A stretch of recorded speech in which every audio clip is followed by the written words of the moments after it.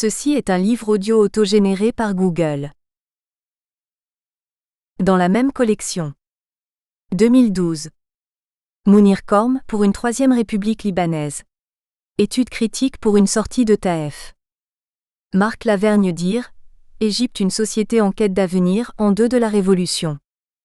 Marc Lavergne dire Égypte, l'émergence d'une nouvelle scène politique en deux de la Révolution.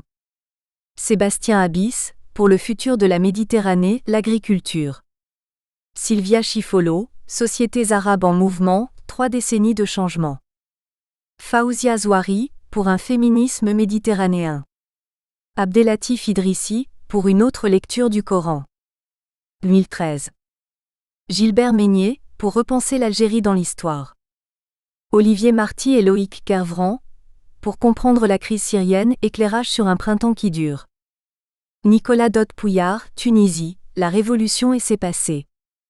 Catherine Wihtol de Venden, pour accompagner les migrations en Méditerranée. Aous et Niger, petit précis d'islamisme, des hommes, des textes et des idées. 2014. Jordi Tegel-Gorgas, la question kurde, passé et présent. Sébastien Abyss, mobilisation rurale en Méditerranée. Julien Salingue, la Palestine d'Oslo. Jean-François Coustillière et Pierre Vallot, Géopolitique et Méditerranée, volume 1. La bibliothèque de l'IREMO. Collection dirigée par Pierre Blanc et Bruno Pequignot. Cette collection se propose de publier des textes sur tous les aspects de la vie sociale de la Méditerranée et du Moyen-Orient. Tous les domaines sont concernés, de la politique à la culture et aux arts, de l'analyse des mœurs et des comportements quotidiens à l'économie, de la vie intellectuelle à l'étude des institutions et organisations sociales, sans oublier la dimension historique ou géographique de ces phénomènes. L'objectif est de créer une sorte d'encyclopédie, au sens historique de ce terme, présentant de façon claire et rigoureuse toutes les connaissances produites par la recherche scientifique, mais aussi par les réflexions des acteurs impliqués à tous les niveaux de la société. Chaque ouvrage vise à faire le point sur un sujet traité dans un souci de le rendre accessible au-delà des cercles des spécialistes. La Méditerranée. Stratégie en présence et en jeu. De nouveaux rapports de force. L'Harmattan. Réambule. Géopolitique et Méditerranée est présenté en 2 volumes portant respectivement sur Méditerranée, espace imaginaire et fracturé, puis sur Méditerranée, stratégie en présence et en jeu. Ces ouvrages n'ont pas l'ambition d'apporter une analyse exhaustive de la sécurité en Méditerranée, ni même des stratégies qui s'y appliquent. Le format de la collection Bibliothèque de l'IREMO ne s'y prêterait d'ailleurs pas. Il vise plus modestement à rendre compte des entretiens réguliers tenus sur cette thématique entre Pierre Vallot, historien, et Jean-François Coustillière, officier général de la Marine en 2e section, en dégageant ce qui leur a paru être des facteurs essentiels pour l'avenir. Le propos de ces ouvrages est d'apporter sous forme de coups de projecteur des éclairages sur les intérêts géostratégiques, la problématique et les enjeux méditerranéens. Ces éclairages ciblés sont autant de propositions d'axes de réflexion à l'intention des décideurs aussi bien régionaux que mondiaux afin qu'ils réapprécient leurs évaluations de la Méditerranée dans la perspective d'une rénovation de la politique euro-méditerranéenne. Ils devraient également nourrir les orientations des travaux des chercheurs, en les aidant à identifier les priorités. Il est certain que les enjeux évoqués conditionnent plus particulièrement la paix, la prospérité et la sécurité dans l'espace euro-méditerranéen. Ne pas y répondre sérieusement et rapidement relève d'un aveuglement peu propice à un avenir serein pour l'Union européenne. Il s'agit ainsi d'identifier les tendances qui peuvent aujourd'hui être appréciées comme déterminantes pour le devenir de la région. On peut cependant s'interroger sur la pertinence d'élaborer de tels ouvrages, alors même que la situation autour du bassin méditerranéen a été totalement modifiée depuis les soulèvements de début 2011, que les relations internationales y ont été bouleversées et qu'une partie de la zone est en ébullition. Il serait possible de développer cette description en affinant les impacts des événements sur les équilibres antérieurs, dont tous ne sont sans doute pas encore identifiés, mais il convient de souligner qu'ils ont déjà entraîné des tensions entre les pays de l'Union européenne. Ces derniers ont une fois encore été incapables de présenter rapidement des positions communes fortes et déterminées face aux crises, Libye, Syrie, Tunisie et Égypte, voire même face à la démarche palestinienne de reconnaissance à l'ONU. Cette dernière n'est pas directement liée aux révoltes arabes, mais la réaction de certains pays européens devant cet événement a contribué à renforcer l'image de désunion européenne. La stratégie américaine, plutôt incertaine, s'efforce de se repositionner tout en préservant ses axes d'intérêt prioritaires tels que déjà évoqués dans le tome. La Chine et la Russie, globalement très discrètes en début 2011, s'emploient à construire, en réponse à la question syrienne, des positions originales et autonomes. L'Iran, confronté au risque de perte de l'un de ses plus fidèles points d'appui, essaie de sauver ses derniers atouts, tandis que la crise irakienne lui confère un rôle renforcé sur l'échiquier régional, en particulier dans le cadre du fameux arc chiite. La Turquie conforte sa stratégie palliative à son éviction de l'UE. Qatar et Arabie saoudite, frères ennemis mais aussi complices, renforcent leurs instruments d'appui aux composantes islamistes pour contrecarrer l'influence occidentale et tenter d'influer sur une situation extrêmement fluctuante. Les relations internationales sont donc bien profondément modifiées, faisant apparaître des rapports de force différents, des instabilités plus nombreuses et de nouvelles incertitudes, notamment et toujours au Proche-Orient. L'Afrique n'est pas épargnée, spécifiquement dans les régions qui jouxtent l'espace méditerranéen. Les crises qui y émergent ou s'aggravent, Soudan, Niger, Tchad, Érythrée, Mali, etc., interagissent avec celles de l'Afrique du Nord à travers l'expansion des mêmes risques et menaces. À l'est de la Méditerranée, les crises que connaissent l'Irak et certains pays de la péninsule arabe ne sont pas sans influence sur la Syrie, le Liban, la Jordanie, Israël, les territoires palestiniens ou l'Arabie saoudite. Il est de plus en plus difficile de traiter ces diverses situations indépendamment. Ces livres ne peuvent donc s'appuyer que sur très peu de certitudes. Ils analysent des situations mouvantes. C'est pourquoi il a été choisi de faire le point et de s'efforcer de dégager des lignes de force pérennes qui, dans ces circonstances agitées, pourraient contribuer à fournir des axes d'effort possibles. Cette démarche mesurée et prudente conduira sans doute à réduire la voilure et à limiter les ambitions. Ce fut le cas lors du sommet 5+5 à Malte en octobre 2012, où les divers participants à cette initiative ont rappelé leur attachement à une démarche privilégiant pragmatisme et projets concrets, ambition modeste articulée autour d'une proximité géographique, la Méditerranée occidentale, partenariat réel et équitable entre des acteurs respectueux de l'autre. Le premier volume de Géopolitique et Méditerranée visait à apporter une analyse des paramètres fondamentaux de la Méditerranée à travers son histoire, ses imaginaires, ses définitions, sa géographie et ses fractures, avant d'évoquer les crises et conflits qui s'y développent. Le présent volume s'attachera à identifier les acteurs, leurs ambitions et leurs stratégies tout autant que les risques et menaces auxquels la région est confrontée. Enfin, des enjeux pourront être dégagés qui détermineront les priorités qui nous paraissent devraient être fixées. Les cartes ont été élaborées par Charles Vallot. Introduction. L'espace méditerranéen vient de connaître, à 20 ans d'intervalle, deux événements qui ont totalement bouleversé les relations internationales dans cet espace. Tout d'abord 1991 et la fin de l'affrontement Est-Ouest, qui a pu faire croire à certains que s'ouvrait une période dominée par les dividendes de la paix, vision naïve qui fut très rapidement contredite par l'émergence de crises et conflits que la situation antérieure avait plus ou moins gelés. Puis 2011 et les révoltes arabes, accueillies dans l'enthousiasme par les Occidentaux convaincus que la chute des régimes autoritaires ne pourrait déboucher que sur des systèmes démocratiques adoptant nos valeurs et nos référents. Là aussi l'illusion fut de courte durée. Les partis islamistes, élus démocratiquement par les peuples, établirent des cadres politiques et sociaux visant au développement d'une société fondée sur une soumission à la religion, dans sa conception la plus rigoriste, peu compatible avec notre souci de protection des droits de l'homme et plus particulièrement l'égalité homme-femme. Ces bouleversements successifs ont donné lieu à de nouveaux rapports internationaux. Tout d'abord le retrait, ou une forte diminution, des forces militaires permanentes dans la région. L'URSS une fois disparue, le face-à-face Est-Ouest n'avait plus de raison d'être, seules les crises conjoncturelles donnaient lieu à des déploiements militaires occasionnels. Les forces américaines étaient déployées sur d'autres théâtres, tandis que les forces russes se repliaient sur des zones plus proches du territoire national.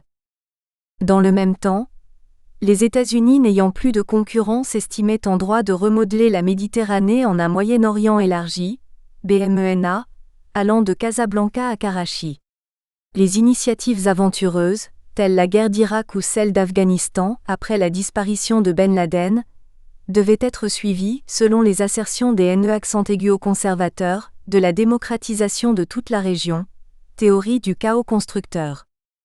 Les révoltes arabes qui débutèrent en 2011 conduisirent les États-Unis, comme l'Union européenne, à découvrir un monde arabo-musulman méditerranéen très différent de celui connu jusqu'alors dont les dirigeants étaient certes autoritaires, mais fiables.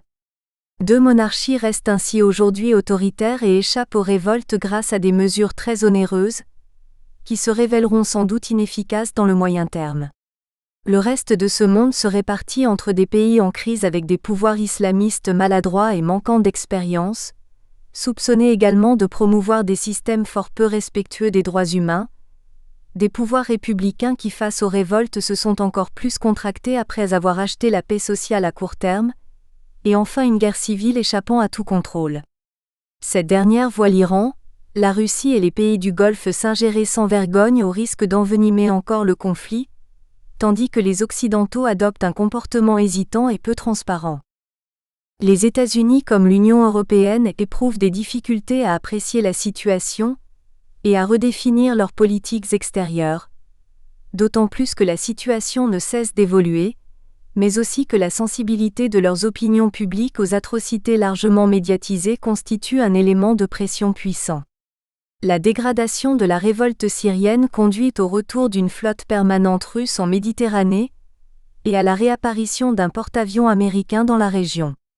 Il convient également de relever que certaines capitales, autrefois protagonistes majeurs de la région, s'effacent tandis qu'émergent de nouveaux centres d'influence. Ainsi, les États-Unis s'efforcent-ils de diminuer leur présence alors que l'Union européenne, divisée et empêtrée dans la crise économique, éprouve de plus en plus de difficultés pour proposer une relance adaptée de sa politique méditerranéenne. La Russie en profite pour reconquérir la Crimée et développe des ambitions sur l'Ukraine. Dans le même temps, apparaît une stratégie wahhabite, émanation du Qatar et de l'Arabie saoudite à la recherche de la domination du monde musulman sunnite tout autant que la présence de plus en plus affirmée des BRICS, Brésil, Russie, Inde, Chine et Afrique du Sud. La région apparaît donc comme incertaine, bouleversée, fragile et porteuse de crise. Placée sur les frontières sud de l'Union européenne, sa sécurité et sa stabilité impactent forcément celle de l'Europe. Les enjeux dans cette région sont également ceux de l'Union européenne. Dans ces circonstances, la question des relations internationales en Méditerranée et de la recherche de sécurité dans la région est toujours plus centrale. Le volume 1 de Géopolitique et Méditerranée avait pour objet de rappeler à la fois l'historique et la géographie de cet espace, visant ainsi à resituer ses paramètres pérennes, puis d'analyser les fractures et les fragilités de la région avant de décrire les tensions, crises et conflits qui l'agitent.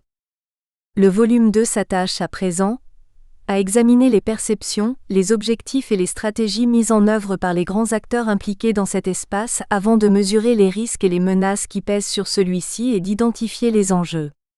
La situation ayant ainsi été décrite, nous nous efforcerons de conclure en soulignant ce qui pourrait être des pistes d'effort visant à contribuer à l'émergence d'un espace de paix, de prospérité et de sérénité. Acteurs méditerranéens et extra-méditerranéens. Intérêts et stratégies. Les puissances impliquées, directement ou non, dans les conflits de la région mais conduisant des stratégies visant à y défendre des intérêts propres, s'emploient à développer des actions destinées à peser sur les rapports internationaux ou sur l'évolution des conflits. Ces acteurs peuvent être divisés en deux catégories, les riverains du bassin méditerranéen et ceux extérieurs au bassin.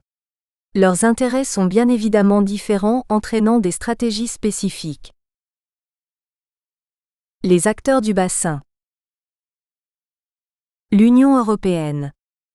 L'Union européenne, consciente que sa sécurité est subordonnée à celle de ses frontières méditerranéennes, a fixé sa stratégie très clairement dans le document « Une Europe sûre dans un monde meilleur », daté du 12 décembre 2003 qui affirme que si une agression de grande envergure contre un des États membres est actuellement improbable, en revanche, l'Europe est confrontée à de nouvelles menaces qui sont plus variées, moins visibles et moins prévisibles. Pour s'en défendre, elle s'appuiera sur diverses initiatives qui succéderont ou compléteront le processus de Barcelone, la politique européenne de voisinage et l'Union pour la Méditerranée. Dans cette perspective, l'Union européenne (UE) a proposé dès novembre 1995 à ses partenaires Est et Sud le processus de Barcelone. Il s'agissait d'élaborer un partenariat pour favoriser l'émergence d'un espace de paix et de prospérité. Cet objectif devait pouvoir être atteint en développant 3 domaines de coopération: politique et sécurité, économique et financier, et enfin culturel et sociétal. Le but était de réduire les risques évoqués en favorisant des conditions de développement économique qui permettraient l'établissement de la démocratie, dont on attendait qu'elle garantisse la paix.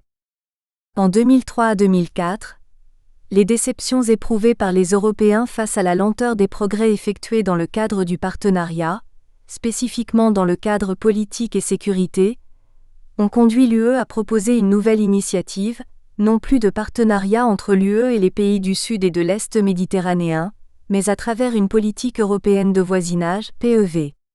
Celle-ci proposait un approfondissement dans de nombreux domaines à travers des engagements adaptés à chaque pays plus concrets et plus précis.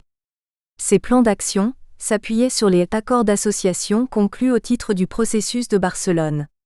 L'ambition était d'obtenir dans les 3 domaines de coopération précédemment évoqués, dont les questions de sécurité et de défense, des progrès plus concrets et plus conformes à la défense des intérêts européens en traitant les relations pays après pays. Même si la démarche précédente a pu être décevante, il serait cependant excessif d'affirmer que le processus de Barcelone ait été un échec, mais plutôt comme le dit Bénédicte de Saint-Laurent dans une étude Anima, Ensemble pour une Méditerranée compétitive, un processus inachevé. Que seraient d'ailleurs aujourd'hui les relations en Méditerranée, si cette initiative n'avait pas été créée ?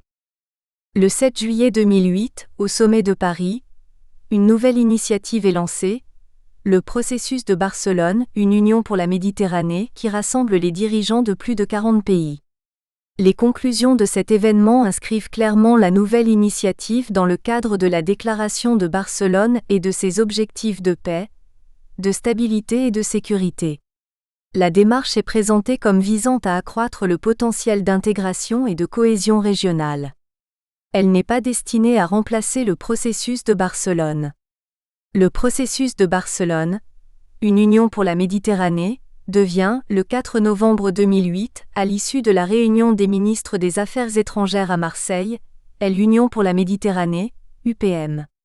Cette Union pour la Méditerranée, conçue entre 2007 et 2008 dans la confusion, la désinvolture et sans grande concertation n'a pas su séduire.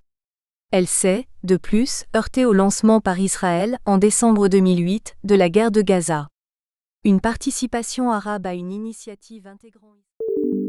Nous espérons que vous avez apprécié cet aperçu. Pour continuer à écouter ce livre audio sur Google Play Livres, utilisez le lien dans la description de la vidéo.